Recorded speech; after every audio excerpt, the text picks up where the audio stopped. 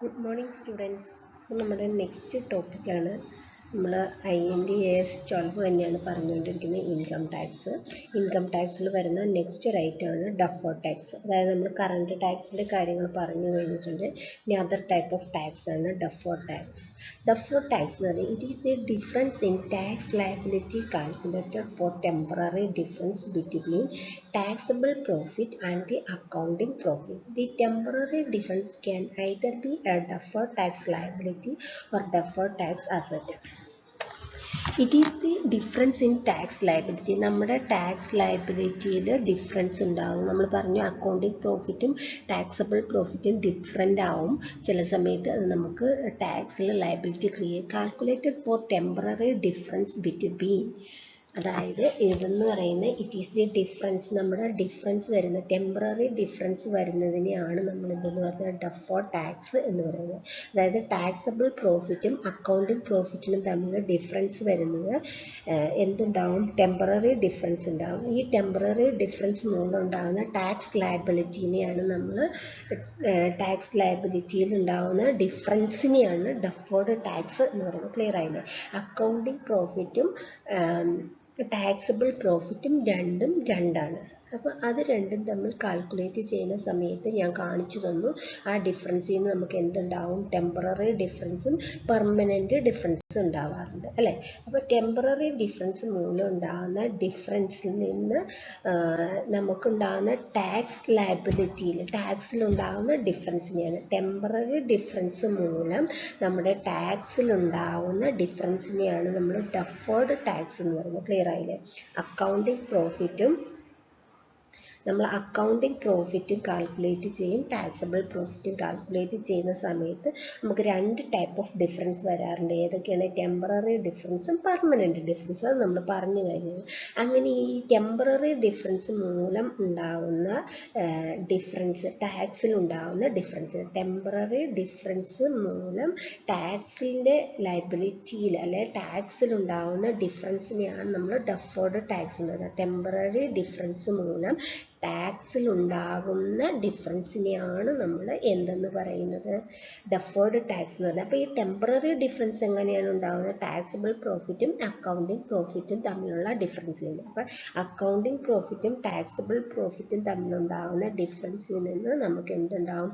Temporary difference ഉണ്ടാകും. ഈ temporary difference മൂലം നമ്മുടെ ടാക്സ് പ്രോഫിറ്റിൽ അല്ലെ ടാക്സ് ലയബിലിറ്റിയിൽ ഉണ്ടാകുന്ന ഡിഫറൻസിനെ ഡെഫേർഡ് ടാക്സ് എന്ന് പറയുന്നത്. അപ്പോൾ ടെമ്പററി ഡിഫറൻസ് മൂലം ഉണ്ടാകുന്ന ടാക്സിലുണ്ടാകുന്ന ഡിഫറൻസിനെ നമ്മൾ എന്തെന്ന് പറയുക? Deferred tax. അപ്പോൾ ഈ ഡെഫേർഡ് ടാക്സ് നെക്സ്റ്റ് സെൻറ്റൻസ് പറയുന്നത് the temporary difference can either B A deferred tax liability or deferred tax asset. ഈ ഡിഫറൻസ് ഒന്നെങ്കിൽ ഡെഫേർഡ് ടാക്സ് ലയബിലിറ്റി ആവാം, ഒന്നെങ്കിൽ ലയബിലിറ്റി ആവാം, അല്ലെങ്കിൽ എന്തും ആവാം? അസറ്റും ആവാം. ഒന്നെങ്കിൽ ഈ ഡിഫറൻസ് ലയബിലിറ്റി ആവാം, അല്ലെങ്കിൽ ഈ ഡിഫറൻസ് എന്തായിട്ട് മാറാം? അസറ്റായിട്ടും മാറാം. ക്ലിയർ ആയില്ലേ? ഡെഫേർഡ് ടാക്സ് ഒന്നെങ്കിൽ അസറ്റ് ആവാം, അല്ലെങ്കിൽ ഡെഫേർഡ് ടാക്സ് എന്താവാം? ലയബിലിറ്റി ആവാം. ക്ലിയർ ആയില്ലേ? അപ്പോൾ നമുക്ക് നെക്സ്റ്റ്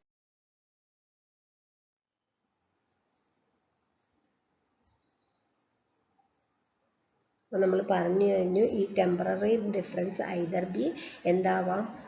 നമുക്ക് പ്രോഫിറ്റ് ആവാം, അസറ്റ് ആവാം, ലയബിലിറ്റി ആവാം. എങ്ങനെയാണ് ആ അസറ്റും ലയബിലിറ്റിയും വരുന്നത് എന്നുള്ളതാണ് ഞാൻ കാണിച്ചത്. Entity profit status. Book profit higher than the taxable profit. അതായത് നിങ്ങളുടെ ബുക്ക് പ്രോഫിറ്റ് എന്ന് പറയുന്നതാണ് ഏതെന്ന് പറയുന്നത്? Accounting profit. Higher than taxable profit, അതായത് നിങ്ങൾ ടാക്സ് കൊടുക്കുന്ന പ്രോഫിറ്റ് ടാക്സ് കാൽക്കുലേറ്റ് ചെയ്ത പ്രോഫിറ്റിനെ കഴിഞ്ഞ് കൂടുതലാണ് ബുക്ക് പ്രോഫിറ്റ് എന്ന് വിചാരിക്കുക. അപ്പോൾ നിങ്ങൾ ഏതിനാണ് ടാക്സ് കൊടുക്കുക?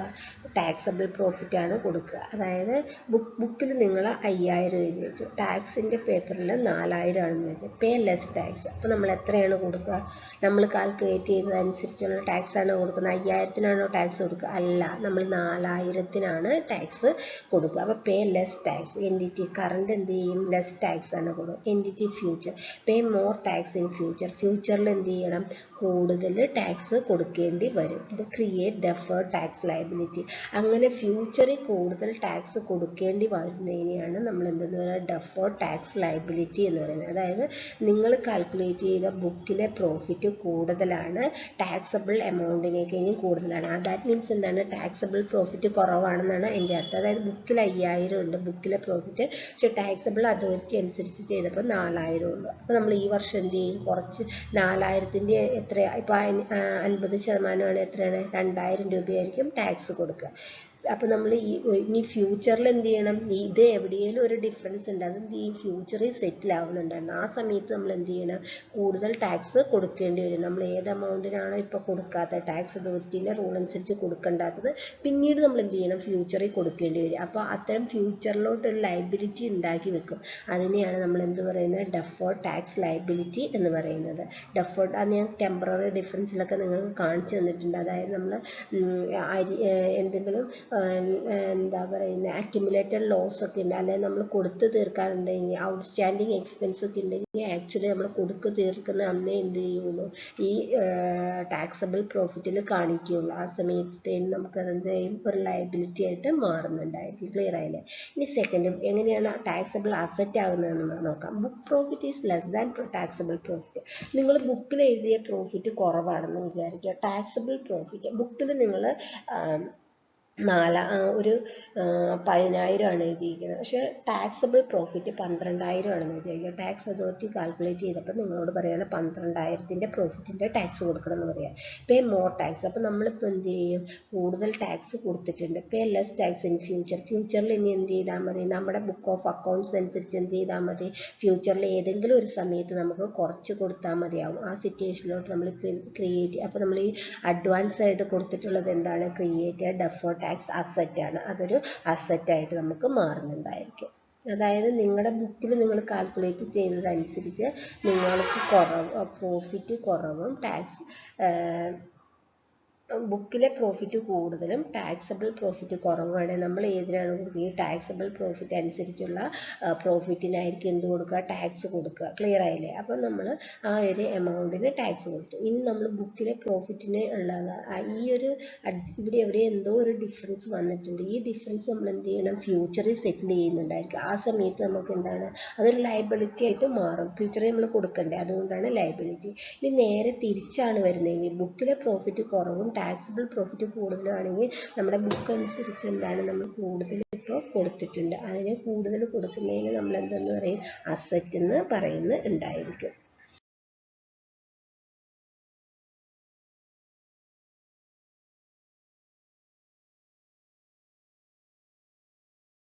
ഡെഫേർഡ് ടാക്സ് അസറ്റ് എന്താണെന്നും ഡെഫേർഡ് ടാക്സ് ലയബിലിറ്റി എന്താണെന്നും കണ്ടു, നമ്മൾ പറഞ്ഞു കഴിഞ്ഞു. പക്ഷെ നമുക്ക് തിയറിറ്റിക്കലി ഒന്നോടെ എങ്ങനെയാണെന്ന് നോക്കാം. Deferred tax asset are the amount of income tax payable.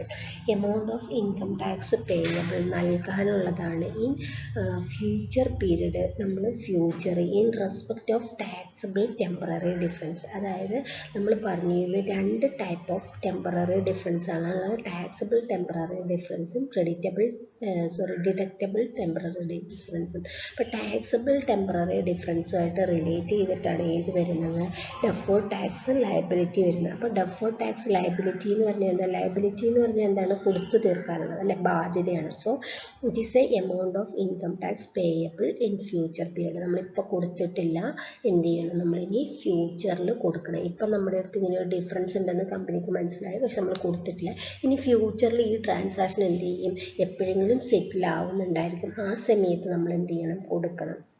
അതുകൊണ്ടാണ് ഇതിനെ പറയുന്നത് ലയബിലിറ്റി ആയിട്ട്, ഡെഫേർഡ് ടാക്സ് ലയബിലിറ്റി. അപ്പോൾ it's a amount of income tax payable in future which is ഏതുമായിട്ട്, വെറുതെ ഫ്യൂച്ചറിൽ കൊടുക്കുന്ന ടാക്സിനെ ഡെഫേർഡ് ടാക്സ് എന്ന് പറയാൻ പറ്റില്ല, വിച്ച് ഈസ് റിലേറ്റഡ് ടു ഏതുമായിട്ടാണ്, ടാക്സബിൾ ടെമ്പററി ഡിഫറൻസ്. അപ്പോൾ ടാക്സബിൾ ടെമ്പററി ഡിഫറൻസ് ആയിട്ടാണ് ഏത് റിലേറ്റഡ് വരുന്നത്, ഡെഫേർഡ് ടാക്സ് ലയബിലിറ്റി വരുന്നത്. ടാക്സബിൾ ടെമ്പററി ഡിഫറൻസ് ആയിട്ട് റിലേറ്റ് ചെയ്തിട്ടാണ് വരുന്നത്. That means accounting profit is more than taxable profit. അതിൻ്റെ അർത്ഥം എന്താണ്?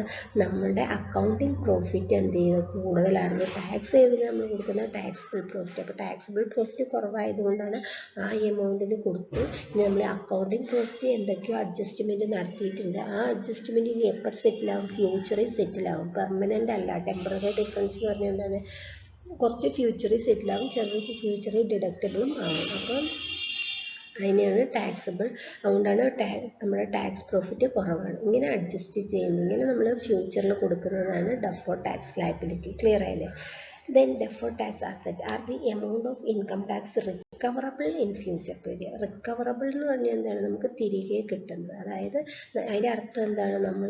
നമുക്ക് തിരികെ കിട്ടണമെങ്കിൽ എന്താണ്? നമ്മൾ കൂടുതൽ കൊടുത്തിട്ടുണ്ടായിരുന്നു. അതായത് നമ്മൾ കൂടുതൽ ഇൻകം ടാക്സ് കൊടുത്തിട്ടുണ്ട്, അത് ഫ്യൂച്ചറിൽ നമുക്ക് കിട്ടും. Which is related to deductible temporary difference. ഇത് ഏതുമായിട്ടാണ് റിലേറ്റ് ചെയ്തിട്ടുള്ളത്?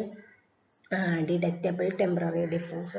അതായത് ഡിഡക്റ്റബിൾ ടെമ്പററി ഡിഫറൻസ് നമ്മൾ എന്ത് ചെയ്യും?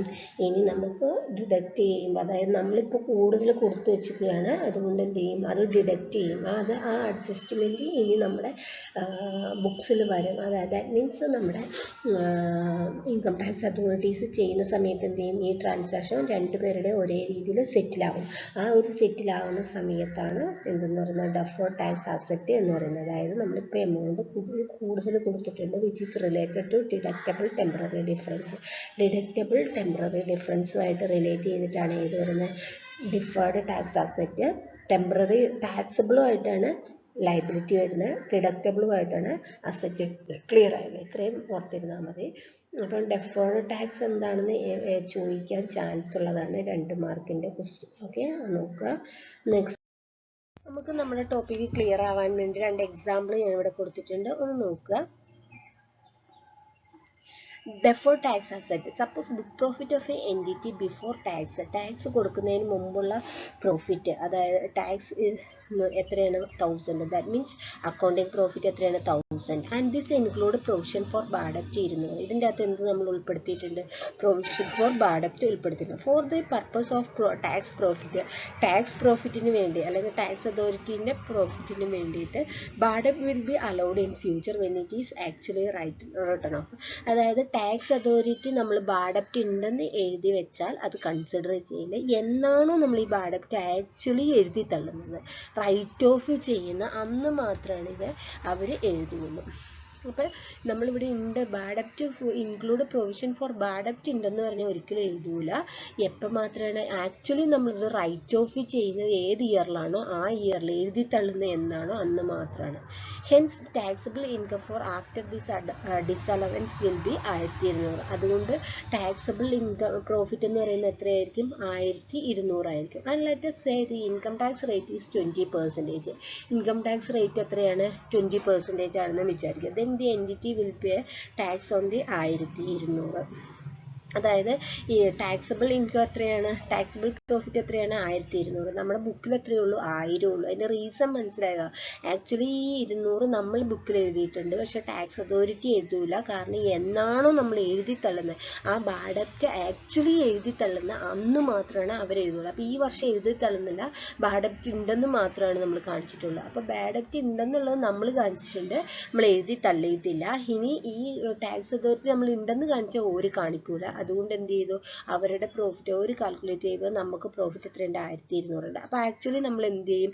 ഈ 1200 രൂപയ്ക്ക് 20% ആണ് ടാക്സ് റേറ്റ് എങ്കിൽ വെച്ചിട്ട് നമ്മൾ എത്ര കൊടുക്കണം? നമ്മുടെ ടാക്സബിൾ പ്രോഫിറ്റ് എത്രയാണ്? 1200. അതിന് പ്രോഫിറ്റിന് നമ്മൾ എന്ത് ചെയ്യണം? ടാക്സ് കൊടുക്കണം. അപ്പോൾ 240 രൂപ എന്ത് കൊടുക്കണം? ടാക്സ് കൊടുക്കണം. Entity will pay taxes on 1200. That is 1200 into 20%, 240. ഇനി നമ്മൾ 240 രൂപ നിങ്ങൾ ടാക്സ് കൊടുത്തു എന്ന് വിചാരിക്കും. ഇനി ഇത് സെറ്റിലാവും. അപ്പം നമ്മൾ ഈ ആക്ച്വലി എത്രയായിരുന്നു കൊടുക്കേണ്ടത് tax?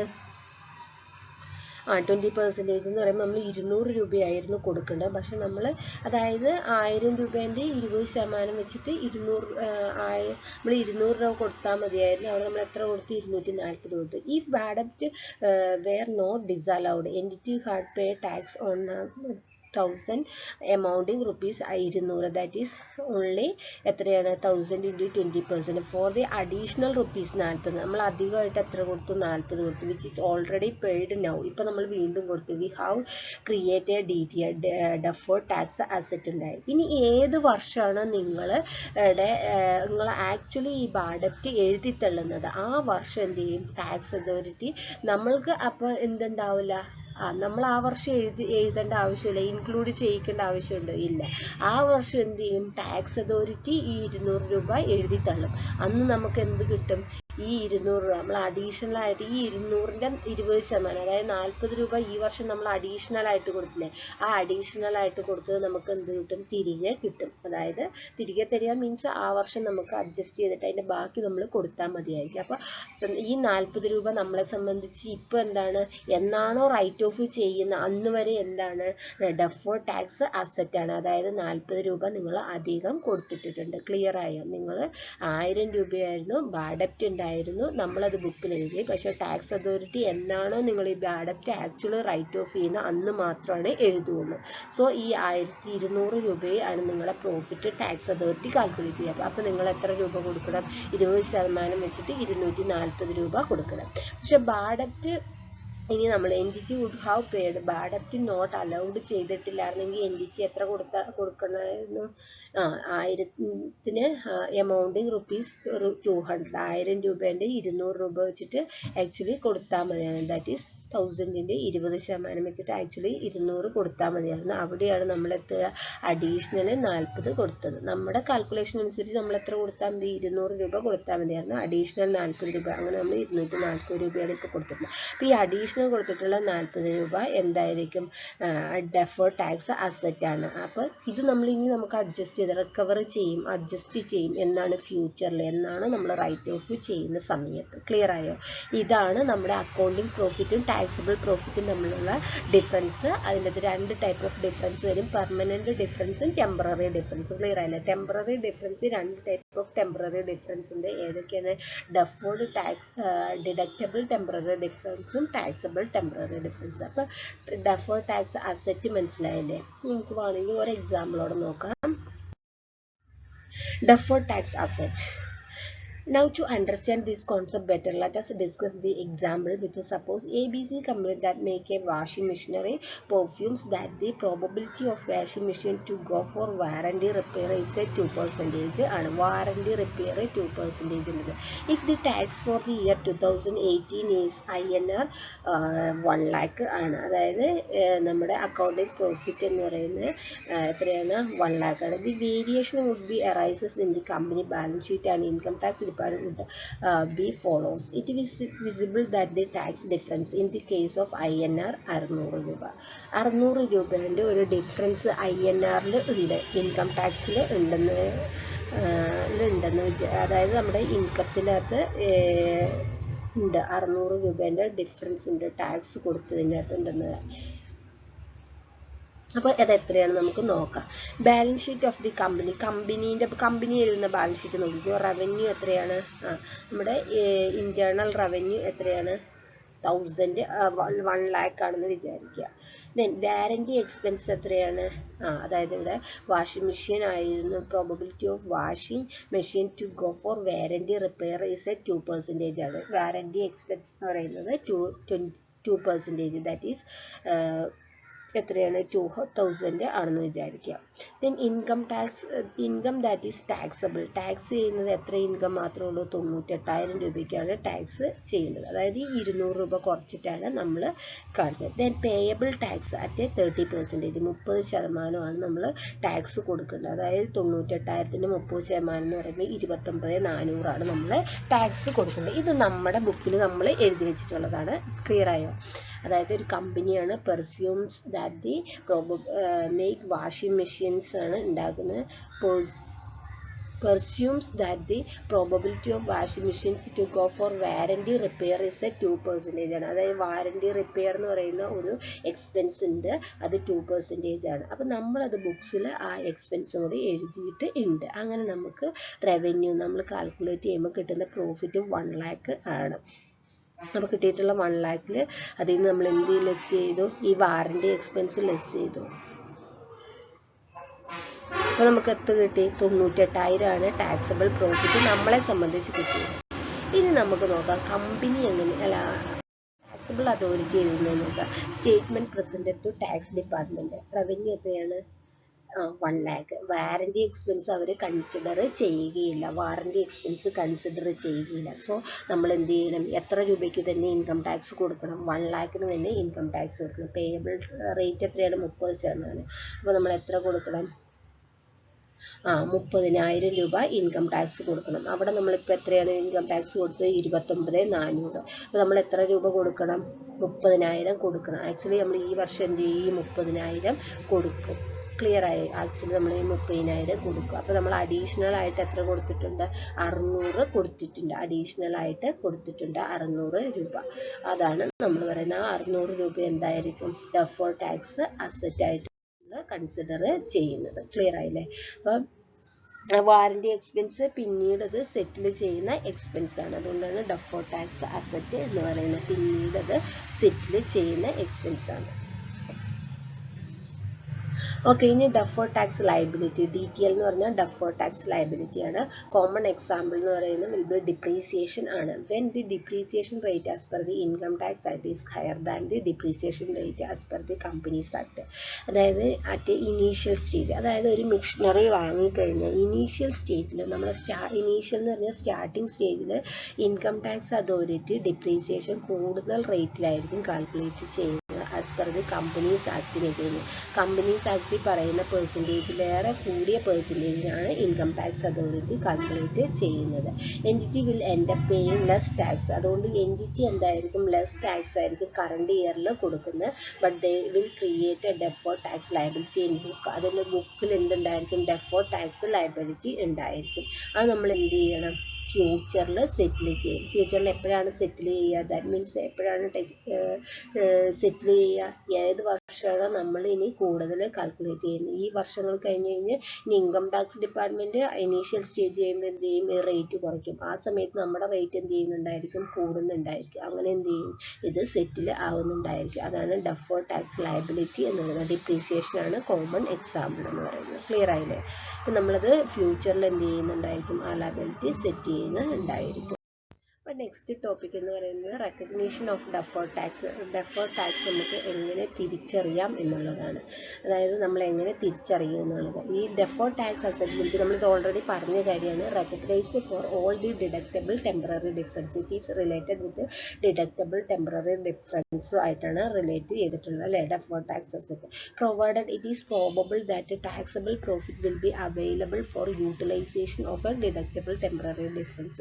It is probable that taxable profit ഏതുമായിട്ടാണ്, will be available for utilisation. അതായത് ടാക്സബിൾ പ്രോഫിറ്റിനകത്ത് ഡിഡക്റ്റബിൾ ടെമ്പററി ഡിഫറൻസ് യൂട്ടിലൈസ് ചെയ്യാന്ന് പറയുന്നതിന് ഉപയോഗിക്കുക. അതായത് ഉൾപ്പെട്ടിട്ടുള്ള സമയത്താണ്, ഉൾപ്പെട്ടിട്ടുണ്ടെങ്കിലാണ് നമ്മൾ എന്ത് ചെയ്യുക, അതിനെ ഡെഫേർഡ് ടാക്സ് അസറ്റ് എന്ന് പറയുന്നത്. അതായത് probable that taxable profit will be available for utilisation. Available for utilisation എന്ന് പറഞ്ഞാൽ അതിൻ്റെ ഉള്ളിൽ ഉണ്ടെങ്കിൽ ഓഫ് ഡിഡക്റ്റബിൾ ടെമ്പററി ഡിഫറൻസ്. നിങ്ങൾ കൊടുക്കുന്ന ടാക്സബിൾ പ്രോഫിറ്റിൻ്റെ അകത്ത് ഡിഡക്റ്റബിൾ ടെമ്പററി ഡിഫറൻസ് ഉണ്ടെങ്കിലാണ് എന്ത് വരുള്ളൂ, ഡെഫേർഡ് ടാക്സ് അസറ്റ് വരുള്ളൂ. അപ്പോൾ എന്ത് ചെയ്യും, നമ്മളതിനെ ഡെഫേർഡ് ടാക്സ് അസറ്റ് ആയിട്ട് കൺസിഡർ ചെയ്യും. ക്ലിയർ ആയില്ലേ. Then recognition of a deferred tax liability. Deferred tax liability will be recognized for all the taxable temporary difference. അല്ലെ, നമ്മൾ deferred tax liability ഏതുമായിട്ട് റിലേറ്റഡ് ആണ്, taxable temporary difference ആയിട്ട് related. For however the following are exception to the same. ചില exceptional case ഉണ്ട്, ഒഴിവാക്കിയ case ഉണ്ട്. നിങ്ങൾ ലോയിൽ പഠിച്ചിട്ടുണ്ടല്ലോ, എക്സെപ്ഷണൽ എന്ന് പറഞ്ഞാൽ ഒഴിവാക്കിയ. The initial recognition of a ഗുഡ്വില്ലിൻ്റെ ഇനീഷ്യൽ റെക്കഗ്നീഷൻ ഉണ്ടെങ്കിൽ നമ്മളത് കൺസിഡർ ചെയ്യുകയില്ല. Initial recognition of of assets or liability which is not a business combination. ഒരു ബിസിനസ് കോമ്പിനേഷൻ ഒന്നും അല്ല എങ്കിൽ neither affect the accounting profit or taxable profit at the time of transaction. Accounting പ്രോഫിറ്റിനെയോ taxable പ്രോഫിറ്റിനെയോ affect ചെയ്യാത്ത തരത്തിലുള്ള ട്രാൻസാക്ഷനോ അതുപോലെ initial recognition of asset, അതായത് അസറ്റിൻ്റെ സ്റ്റാർട്ടിംഗ് സ്റ്റേജിൽ അക്കൗണ്ടിങ് പ്രോഫിറ്റിനെയോ നമ്മുടെ ടാക്സബിൾ പ്രോഫിറ്റിനെയോ അഫക്റ്റ് ചെയ്യാത്ത തരത്തിലുള്ള ട്രാൻസാക്ഷൻ ആണെങ്കിൽ നമ്മൾ എന്ത് ചെയ്യും, അതും നമ്മൾ കൺസിഡർ ചെയ്യില്ല. അതുപോലെ ഗുഡ് വില്ലിൻ്റെ സ്റ്റാർട്ടിംഗ് സ്റ്റേജ് ആണെങ്കിൽ നമ്മൾ എന്ത് ചെയ്യില്ല, അതുമായിട്ട് റിലേറ്റഡ് ആയിട്ടുള്ള ട്രാൻസാക്ഷനിലാണ് നിങ്ങളുടെ ടാക്സബിൾ ടെമ്പററി ഡിഫറൻസ് വരുന്നതെങ്കിൽ എന്ത് ചെയ്യും, നിങ്ങളത് അവോയ്ഡ് ചെയ്യും, നമ്മളത് ഉപയോഗിക്കില്ല. അപ്പോൾ ഈ രണ്ട് കാര്യം നിങ്ങൾ മനസ്സിലാക്കിയാൽ മതി, കാണാണ്ട് പഠിക്കുമെന്നും വേണ്ട. എക്സാം പോയിന്റ് ഓഫ് വ്യൂ ഒന്നും അത്ര ഇമ്പോർട്ടൻ്റ് അല്ല. അപ്പോൾ ഇത് മാത്രം ഈ ഒരു സെൻറ്റൻസ് പഠിച്ചാൽ മതി. Deferred tax liability will be recognised for taxable temporary ഡിഫറൻസുമായിട്ടാണ് റിലേറ്റ് ചെയ്തിട്ടുള്ളത്. അതുമായിട്ടാണ് നമ്മൾ മനസ്സിലാക്കുന്നത്, അല്ല നമ്മൾ തിരിച്ച് അറിയുന്നത്. നെക്സ്റ്റ് നമ്മൾ measurement of a current and deferred tax asset and liability. Deferred tax അസറ്റും അതുപോലെ ഡെഫേർഡ് ടാക്സ് ലയബിലിറ്റിയും കറണ്ട് ടാക്സ് ഒക്കെ നമ്മൾ എങ്ങനെയാണ് മെഷർ ചെയ്യുന്നത്, ഇവാലുവേറ്റ് ചെയ്യുന്നതെന്ന്. Current tax asset or liability അല്ലെ, നമ്മൾ പറഞ്ഞത് രണ്ട് ടൈപ്പ് ഓഫ് ടാക്സ് ആണുള്ളത്, കറണ്ട് ടാക്സും ഡെഫേർഡ് ടാക്സും. അപ്പോൾ current tax asset or liability will be measured at the amount expected to be recovered or paid to the tax authority at the tax rate. അതായത് നമ്മൾ കറണ്ട് അസറ്റ് ആണെങ്കിലും tax asset ആണെങ്കിലും liability ആണെങ്കിലും measure ചെയ്യുന്നത് as the amount expected to be recovered or paid to. Recover ചെയ്യുക എന്ന് പറഞ്ഞാൽ paid ചെയ്യുന്നത്, അതായത് നമ്മൾ ടാക്സ് അതോറിറ്റീൻ്റെ ടാക്സ് റേറ്റ് അനുസരിച്ച്, അതായത് ടാക്സ് അതോറിറ്റീൻ്റെ ലോ അതുപോലെ ടാക്സ് റേറ്റും അനുസരിച്ചുള്ള എമൗണ്ട് ആണ് നമ്മൾ എന്ത് കൊടുക്കുന്നത്, കറണ്ട് ടാക്സ് അസറ്റ് ആണെങ്കിലും കറണ്ട് ടാക്സ് ലയബിലിറ്റി ആണെങ്കിലും നമ്മൾ മെഷർ ചെയ്യുന്നത് കേട്ടോ. കറണ്ട് ടാക്സ് അസറ്റ് ആണെങ്കിലും കറണ്ട് ടാക്സ് ലയബിലിറ്റി ആണെങ്കിലും നമ്മൾ ഏതിനെ വെച്ചിട്ടാണ്, അതോറിറ്റീൻ്റെ ടാക്സ് റേറ്റും അതുപോലെ ലോയും വെച്ചിട്ടാണ് നമ്മൾ എന്ത് ചെയ്യുന്നത്, കറണ്ട് ടാക്സ് അസറ്റ് ആണെങ്കിലും കറണ്ട് ടാക്സ് ലയബിലിറ്റി ആണെങ്കിലും ഇവാലുവേറ്റ് ചെയ്യുന്നത്. That have been enacted or subsequently enacted by the end of the reporting period ആണ് നമുക്ക് ചെയ്യുന്നത്. ക്ലിയർ ആയത്. കറണ്ട് അസറ്റ് നമ്മൾ മെഷർ ചെയ്യുന്നത് ടാക്സ് റേറ്റ് അനുസരിച്ചും അതോറിറ്റീൻ്റെ ലോസ് അനുസരിച്ചും ആയിരിക്കും. Then deferred tax asset or liability will be measured at the expected tax rate in the period. അതായത് നമ്മൾ deferred tax asset liability measure ചെയ്യുന്നത് എങ്ങനെയാണ്, ടാക്സ് റേറ്റ് അനുസരിച്ച് തന്നെയാണ് ഇതും നമ്മൾ കാൽക്കുലേറ്റ് ചെയ്യുന്നത്. In the period in which asset is realised or liability paid. എന്നാണ് നമ്മൾ അസറ്റ് റിയലൈസ് ചെയ്യുന്നത് അല്ലെങ്കിൽ ലയബിലിറ്റി പെയ്ഡ് ചെയ്യുന്നത് on a tax law that have been enacted or subsequently enacted at end of the reporting period. അപ്പോൾ deferred ടാക്സും ലയബിലിറ്റിയും അസറ്റും current ലയബിലിറ്റിയും ഒക്കെ നമ്മൾ അതനുസരിച്ചാണ് എക്സ്പെക്റ്റ് ചെയ്യുന്ന ടാക്സ് റേറ്റിന് അനുസരിച്ച് തന്നെയാണ് നമ്മൾ ഇവാലുവേറ്റ് ചെയ്യുന്നത് അല്ലെ മെഷർ ചെയ്യുന്നത്. Measured at the expected tax rate in the period in which the asset is realized or liability paid. ഏത് വർഷമാണ് നമ്മൾ ആക്ച്വലി അസറ്റ് റിയലൈസ്ഡ് ചെയ്യുന്നത് അല്ലെങ്കിൽ ലയബിലിറ്റി പെയ്ഡ്. അസറ്റ് റിയലൈസ്ഡ് ചെയ്യുക എന്ന് പറഞ്ഞാൽ എന്താണ്, അസറ്റ് നമ്മൾ തിരിച്ചെടുക്കുക അല്ലേ, നമ്മൾ റിയലൈസ്ഡ് ചെയ്യുക, അതുപോലെ ലയബിലിറ്റി കൊടുക്കുന്നത്. അതായത് ഏത് വർഷമാണ് ആക്ച്വലി അസറ്റ് റിയലൈസ്ഡ് എന്ന് പറഞ്ഞാൽ നമുക്ക് തിരികെ കിട്ടുന്നത്. അതായത് എപ്പോഴാണോ ആക്ച്വലി ഈ അഡ്ജസ്റ്റ്മെൻറ്റ് നമ്മൾ ചെയ്യുന്നത്, അസറ്റിൻ്റെ ആണെങ്കിലും ലയബിലിറ്റി ആണെങ്കിലും നമ്മൾ എന്ത് ചെയ്യും, കൊടുത്തു തീർക്കുക. അസറ്റ് ആണെങ്കിൽ എന്ത് ചെയ്യും, നമുക്ക് തിരിച്ചു കിട്ടുന്നത്. ആ ഒരു ടൈമിലെ എക്സ്പെക്റ്റഡ് ടാക്സ് റേറ്റിനായിരിക്കും നമ്മൾ എന്ത് ചെയ്യുന്നത്, ഡെഫേർഡ് ടാക്സ് കാൽക്കുലേറ്റ് ചെയ്യുക. മനസ്സിലായില്ലേ? കാരണം ഏത് വർഷമാണ് നമുക്ക് ഉണ്ടാകുന്ന വർഷമല്ല, ആക്ച്വലി നമുക്ക് എന്നാണോ കിട്ടുന്നത് അല്ലെങ്കിൽ എന്നാണോ നമ്മൾ കൊടുക്കുന്നത് ആ സമയത്താണ് ഇതെന്ത് ചെയ്യുള്ളൂ, ടാക്സ് അതോറിറ്റി എഴുതുകയുള്ളൂ. അന്നായിരിക്കും നമ്മൾ എന്ത് ചെയ്യുന്നത്, ആ ഇയറിലെ എക്സ്പെക്റ്റഡ് ടാക്സ് റേറ്റിനായിരിക്കും നമ്മളിത് ചെയ്യുന്നത്. ക്ലിയർ ആയില്ലേ? ഇത്രയേ ഉള്ളൂ. അപ്പോൾ ഈ രണ്ട് കാര്യം നിങ്ങൾ ജസ്റ്റ് ഒന്ന് മനസ്സിലാക്കി വെച്ചാൽ മതി, ബാക്കി കാര്യങ്ങളൊക്കെ ബൈ ഹാർട്ടാക്കി പഠിക്കുക. അപ്പം നമ്മുടെ ഈ ടാക്സ് എന്നുള്ളത്, ഇൻകം ടാക്സ് എന്നുള്ള ഈ ടോപ്പിക്ക് കഴിഞ്ഞിട്ടുണ്ട്. ഇത് ജസ്റ്റ് ഒന്ന് ഈ ഒരു ടോപ്പിക്കിലെ ഇമ്പോർട്ടൻ്റ് ആയിട്ടുള്ളൊരു കാര്യം തന്നെയാണ്, നോക്കുക കേട്ടോ. ഓക്കെ, വേണമെങ്കിൽ ഞാൻ 2 പ്രോബ്ലം ഇട്ട് തരാം, ഡെഫേർഡ് ടാക്സിൻ്റെ അസറ്റും ഡെഫേർഡ് ടാക്സ് ലയബിലിറ്റിയില്ലേ. Okay, by.